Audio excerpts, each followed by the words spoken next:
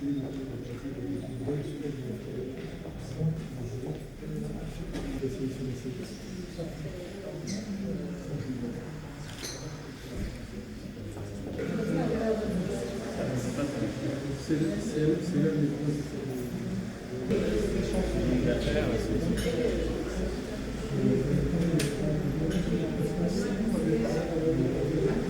vrai que voilà, au Gabon, les portes sont ouvertes.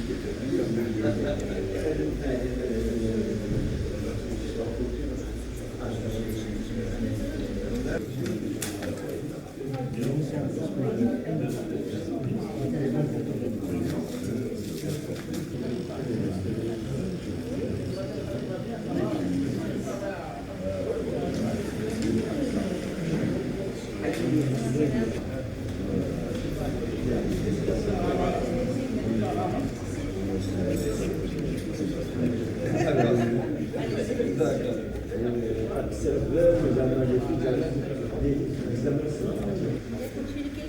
Millet Ödülü c'est ça, donc avec GSM surtout. GSM aussi.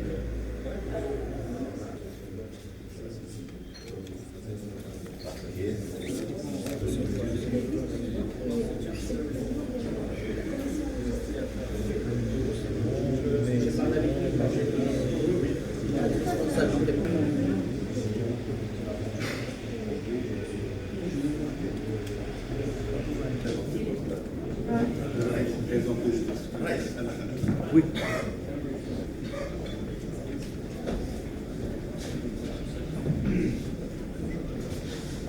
Messieurs, bonjour. Merci de m'entendre.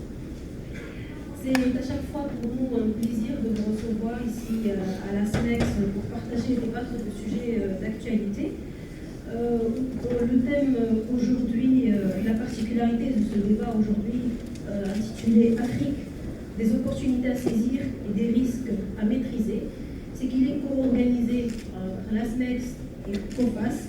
COFAS est un partenaire de choix pour ce genre de thématique, vu qu'il est un spécialiste qui connaît très bien le marché Afrique, vu sa présence élargie au niveau de ces marchés-là. C'est un partenaire qui connaît très bien les outils de couverture. Donc, COFAS Maghreb a organisé pas mal de rencontres ici au Maroc au sujet de la région Afrique et les marchés Afrique et les opportunités qu'ils offrent. Avec nous aujourd'hui, Monsieur Jean-Marc Ponce, le directeur général de COFAS Maghreb, également Philippe Pavlich, directeur commercial, et Monsieur Hicham Zeki, directeur des ventes à COFAS, qui vous aiguilleront bien sûr, nos chers exportateurs vers les meilleures solutions de couverture de risque qui existent dans la région UEMOA et CEMAC, pour bien sûr une meilleure identification aussi des facteurs clés de succès de votre investissement en Afrique, puisque si vous êtes là avec nous aujourd'hui, c'est que vous avez tous soit identifié, soit déjà fait des tests sur le marché africain et vous avez pu de visu constater les opportunités qui existent. Donc sans plus tarder, je donne la parole à M. Hassan Sintissi, président de la SMEX, pour un petit mot d'introduction. Président, je vous la parole. Je ne vais pas être long,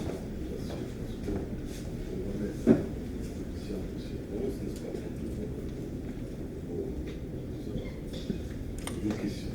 Alors je commencerai par vous saluer, comme d'habitude. Et je saluerai les présidents, les directeurs généraux, les représentants de la presse et les messieurs. Permettez-moi de vous remercier pour votre présence aujourd'hui avec nous pour participer à cet important débat que la SMEX co-organise avec la COFAS sur les risques pays d'Afrique. Ceci ne veut pas dire que la COFAS n'assure pas les autres pays, mais aujourd'hui le thème c'est plus particulièrement l'Afrique. Notre rencontre de ce jour, qui s'inscrit dans le cadre d'une série de rencontres que nous prévoyons d'organiser dans la Casablanca et dans les régions, se veut un espace de débat d'échange entre les explorateurs et les différents intervenants dans le commerce extérieur sur les problématiques de l'exportation. Je remercie à cette occasion le directeur général de la COFAS Maroc, ici présent M. Ponce, ainsi que son staff, pour leur mobilisation et pour les efforts qu'ils ne cessent de fournir pour accompagner les exportateurs sur le marché. La thématique d'aujourd'hui vise à accompagner la dynamique du Maroc en général, de nos exportateurs en particulier, sur deux importantes zones d'Afrique, du Moyen et la CEMAC. Je préviens que la réunion de Marrakech est fortuite, nous n'avons rien fait pour les faire coïncider. Ces deux zones présentent certes un grand potentiel pour de nombreux secteurs, mais force de constater que la concurrence des grandes puissances industrielles devient de plus en plus rude et il est primordial d'adopter des stratégies commerciales visant le moyen et le long terme pour mieux se positionner. Pour ce faire, il est nécessaire de se faire accompagner par des institutions spécialisées telles que Maroc Sport pour la promotion et la prospection, la SMAEX, et la COFAS pour l'évaluation des risques et la couverture des opérations commerciales et réussir aussi son export. Je souhaiterais à travers notre première rencontre aujourd'hui dégager l'ensemble des problématiques liées aux risques des pays concernant une région à fort potentiel économique qui est l'Afrique. Alors à ce propos, je vous livre la COFAS pour toutes vos questions.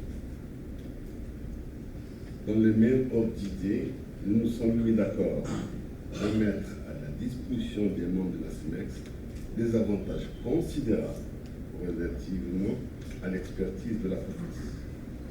Mesdames et messieurs, les petits déjeuners que la SMEX lance aujourd'hui permettront notamment d'informer sur les différents programmes, réglementations, services mis en place pour accompagner les exportateurs en vue de les accompagner sur les marchés.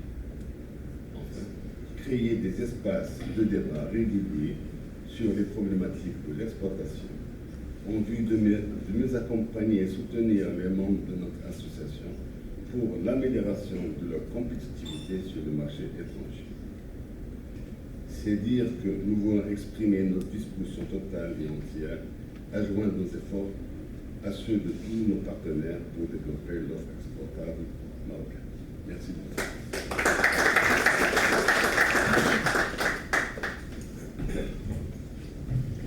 Monsieur Joss, les opportunités en Afrique existent. On les connaît de plus en plus au Maroc, c'est acquis. Mais les risques, est-ce qu'on les connaît aujourd'hui? Est-ce que l'exportateur marocain, avec lequel vous êtes en contact tous les jours, en est conscient? Et quels sont les outils pour couvrir ce risque-là et mieux le maîtriser? C'est mon introduction.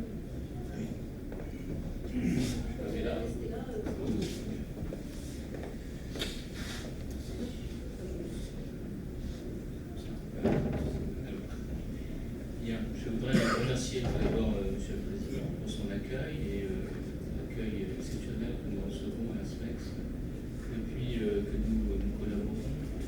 Je suis aussi très content de retrouver M. Ferrand, que nous avions connu assez jeune. Et aujourd'hui, effectivement, nous venons, je vous salue aussi, M. le Président, M. le Directeur Général, chef d'entreprise. Avec mes collègues, nous allons vous présenter effectivement notre dispositif d'accompagnement des entreprises. Nous ne sommes pas ici aujourd'hui pour, je dirais, vous faire de grandes démonstrations géostratégiques ou géopolitiques, mais pour tout simplement vous expliquer comment sur le terrain se passe la relation entre un client et son fournisseur, qui souvent est dépourvu vis-à-vis de marchés qui sont opaques de l'extérieur. Nous pratiquons l'Afrique depuis de nombreuses années. Mon collègue Philippe, ici, a été longtemps patron de l'Afrique de l'Ouest. Cette expérience, nous souhaitons la mettre à disposition pour que vous puissiez d'abord préparer vos interventions sur ces marchés. Et puis quand vous y allez, bénéficier de tout le soutien que vous pourrez trouver auprès de nos réseaux, évidemment, mais aussi de nos filiales locales, mais aussi auprès des partenaires naturels, vous savez, que sont les banques notamment, et aussi, j'en parlais tout à l'heure, vos fournisseurs, et peut-être aussi dans la démarche exportatrice, permettre aussi à vos fournisseurs de vous accompagner sur le terrain, parce qu'un jour, peut-être, vous y implanterez. Alors, les opportunités existent, on en parle beaucoup. Nous aussi, nous sommes en contact de ces opportunités. Les risques existent aussi. Le risque de crédit est le sujet bien évidemment essentiel de notre activité, c'est notre cœur de métier. Et ce risque peut être maîtrisé évidemment par la connaissance du terrain, la connaissance des entreprises qui sont vos clients, et tout cela est à votre disposition. Alors, avant de laisser la parole à mes collègues pour leur présentation, je vous souhaite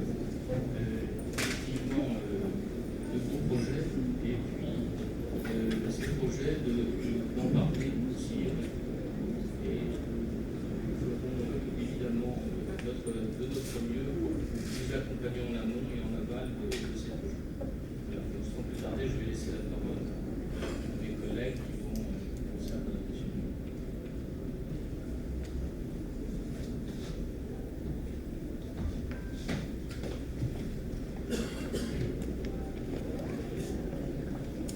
Mesdames, Messieurs, merci pour cette opportunité. Donc, on va faire une présentation assez brève, très pragmatique, entre opérationnels. Voilà. On s'intéresse à l'Afrique. Qu'est-ce qu'il faut regarder en termes d'opportunités, en termes de risques. Un retour d'expérience également. Votre expérience, cet atelier se veut un lieu d'échange. Donc, tout d'abord, Coface est assez connu au niveau des risques commerciaux. On est un des experts mondiaux des risques commerciaux. On commercialise une solution d'assurance crédit, en fait, une assurance qui vous couvre contre votre risque client. Et également, on aide en amont, c'est ce qui va nous intéresser en particulier, à évaluer et prévenir les risques au niveau du choix des partenaires. Donc, on a également une base de données mondiale de 65 millions d'entreprises. Sur l'Afrique, on a une base à peu près de 19 000 entreprises qui sont commercialisées. Donc, c'est celles qui vont nous intéresser en particulier. Au niveau mondial, donc, on a 4400 collaborateurs. Sur l'Afrique en particulier, on a à peu près 150 à 200 collaborateurs qui sont installés dans ces pays-là, qui vont depuis l'Algérie jusqu'en Afrique du Sud. Et on a une présence directe dans 67 pays. Donc, ce qu'il faut également savoir sur le dispositif de Coface en Afrique, on a été créé en 1994 en Côte d'Ivoire. On a implanté un bureau pour être les yeux et les oreilles de nos arbitres. En fait, ce sont des pays où l'information financière, l'information sur les entreprises était difficile à obtenir de l'extérieur. Il n'y a pas forcément des institutions comme l'OMPIC, des centrales de bilan. Et donc, pour ce faire, le seul renseignement fiable, c'est celui de nos salariés. Ça fait une vingtaine d'années qu'on est implanté en Côte d'Ivoire, au Sénégal, au Cameroun, pour répondre aux besoins d'information des arbitres de Coface et aussi avoir la capacité de faire un recouvrement. Donc, de cette capacité d'information et de recouvrement, on a bâti un réseau complet sur différents pays. Donc, nous sommes en Algérie, en Tunisie, il y a des partenaires, au Maroc, bien évidemment. Alors, il faut savoir que le Maroc est devenu la direction Afrique, de par la logique de hub, aussi bien régionale au niveau des transports que de dimension politique aussi. Hein. C'est vraiment la direction Afrique est désormais sur le Maroc. On est implanté au Sénégal, au Mali, au Burkina, dans des équipes qui sont dans ces pays-là. Côte d'Ivoire, Ghana, Bénin, Togo, Cameroun, Gabon. Également, après, on est également sur l'Afrique du Sud. Donc, dans tous ces pays, lorsqu'un exportateur se s'y rend, il peut se rendre au bureau de la Coface, qui est en partenariat technique avec la SNEX. Donc voilà, on est à disposition. On a une capacité, on a une connaissance des acteurs. Et on peut vous accompagner de façon concrète sur le terrain en partenariat avec la SNEX. Donc c'est également des pays, tous les pays en vert sont des pays où Coface peut vous apporter une solution à vos filiales dans ces pays-là. On peut proposer de l'assurance crédit. Si demain vous ouvrez un bureau en Côte d'Ivoire, ou au Sénégal, ou au Ghana, que vous souhaitez avoir une solution d'assurance crédit, Coface émet des polices d'assurance crédit dans ces pays-là. Ça peut aussi, dans la logique de gouvernance d'un groupe marocain, de dire voilà, moi j'ai une stratégie de credit management que je veux déployer sur tous les pays. Pas uniquement au Maroc, mais sur tous les pays. Donc on offre cette possibilité. Cap sur l'Afrique. Alors, premièrement, tout le monde connaît bien les indicateurs macroéconomiques de l'Afrique. Un rapide rappel, c'est un marché mondial aux portes du Maroc. Il y a une seule idée à retenir, c'est que c'est la Chine aux portes du Maroc. Donc on ne peut pas ne pas s'y intéresser, ou au moins ne pas s'interroger sur ce marché-là. C'est une population à 200 millions d'habitants près, c'est l'Inde, et à 300 millions d'habitants près, c'est la Chine. Également, ce qui est intéressant quand vous comparez les classes moyennes qui ont une capacité de consommation, on était à 370 millions en 2010 et on sera 400 millions en 2020. On a une réelle classe de consommation qui peut consommer des biens de consommation courante ou autres. Il y a l'émergence de cette classe de consommation. Donc voilà, donc on voit bien les grands enjeux. nous autres Marocains, nous n'avons pas forcément le choix des continents, mais nous avons le choix des pays en Afrique. Donc l'idée aussi, après, c'est de voir un petit peu le niveau des répartitions des importations et des exportations. Les échanges avec l'Afrique représentent 400 milliards de dollars. Il est vrai que beaucoup d'échanges sont au niveau de l'énergie, mais beaucoup d'importations.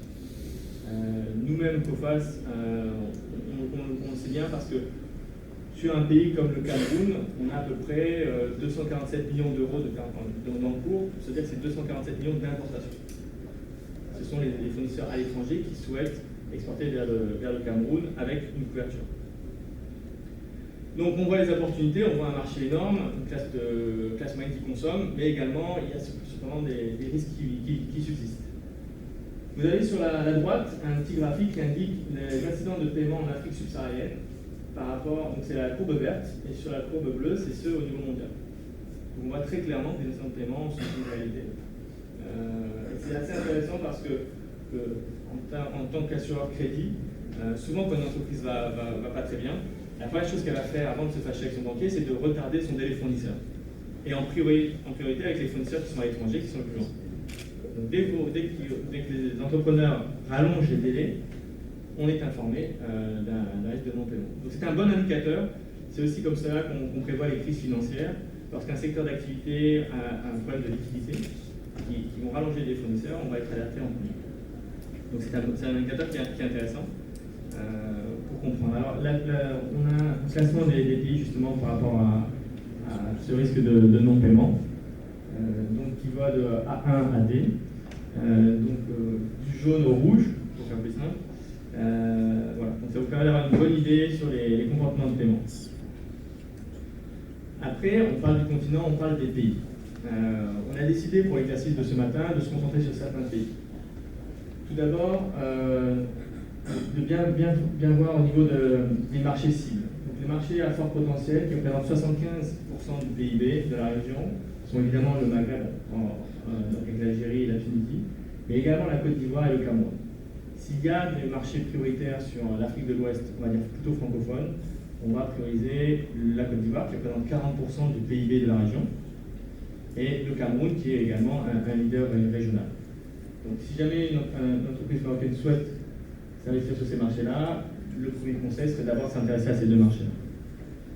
Ensuite, c'est vrai qu'il y a certaines affinités politiques, historiques, qui font que beaucoup d'entreprises marocaines vont sur le Sénégal. Le Sénégal, c'est un pays qui est intéressant.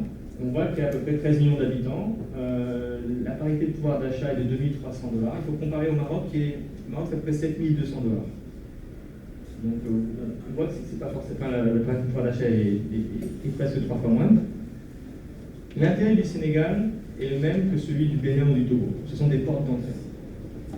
En réalité, quand vous installez au Sénégal, ce que vous allez viser, c'est les marchés de l'Interland, que vous voyez en rose, qui sont le Burkina, le Mali et le Niger. Alors vous allez dire, oui, la parité de pouvoir d'achat est faible, donc il y a peu de pouvoir de consommation, certes. Mais si vous additionnez Burkina, Mali, Niger, vous avez une population de 51 millions d'habitants. Ce sont des marchés qui sont importants en termes de population, surtout pour les biens de consommation courante. Ce sont également des marchés qui sont enclavés, donc ils importent énormément. Donc il peut y avoir une stratégie en disant voilà, je me positionne sur les portes d'entrée, mais je sais que mes produits vont aller jusqu'à ces marchés intérieurs. Le Bénin est également un pays intéressant, 36% du PIB sont les échanges avec le Nigeria. Donc, certains opérateurs s'installent au Bénin parce que les capacités portuaires sont plus disponibles, Bénin, Togo, mais en fait, les produits vont aller sur le marché nigérian, qui est le plus gros marché d'Afrique.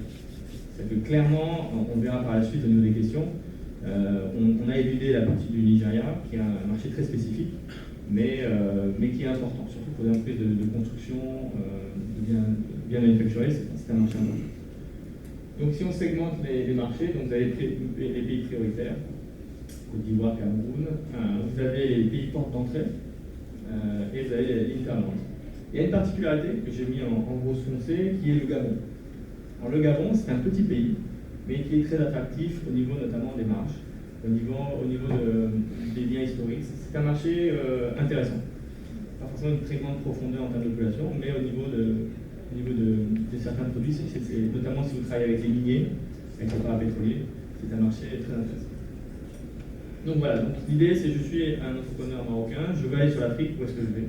Comment je priorise mes pays? Et également, le graphique qui est à gauche, ce qui est intéressant, c'est les flux. En fait, vous savez que voilà, les produits qui rentrent au Bénin, pour la grande majorité, vont aller au Mali. Et également, et idem pour le Sénégal ou pour la Côte d'Ivoire. Donc, il faut bien penser à cette dynamique. C'est-à-dire que les frontières sont... il y a une certaine libre circulation des biens et des personnes sur l'Afrique de l'Ouest notamment, qui fait qu'en entrant dans un pays, vous allez réellement toucher d'autres pays. On a décidé pour l'exercice de ce matin de se concentrer sur 4 pays, qui sont donc le Cameroun, la Côte d'Ivoire, le Sénégal et le Gabon. On pourra discuter également des autres, mais on a préféré de centrer l'exercice sur ces pays-là. Pourquoi? Parce qu'ils ont un taux de croissance annuelle important, ils ont une certaine taille de population, notamment pour les 3 premiers, et ce sont des marchés attractifs pour les entreprises marocaines. Donc sur le Cameroun, aussi l'intérêt c'est que ce sont des pays où les opérateurs marocains, notamment les banques, les assurances, sont déjà très présents et qui peuvent également soutenir les efforts. Donc la force du Cameroun, donc une population d'à peu près 22 millions d'habitants, c'est un leader régional. Il y a des ressources, notamment tout ce qui est agricole, sylvicole, qui sont importantes. C'est un peu le grenier de l'Afrique centrale. Donc tout ce qui est produits chimiques, tout ce qui est anglais, c'est assez intéressant dans toutes ces industries-là. Une économie assez diversifiée. Également, au niveau des forces, il y a une bonne formation de la manœuvre. C'est vrai qu'ils ont un niveau d'éducation qui est assez élevé. Et donc, c'est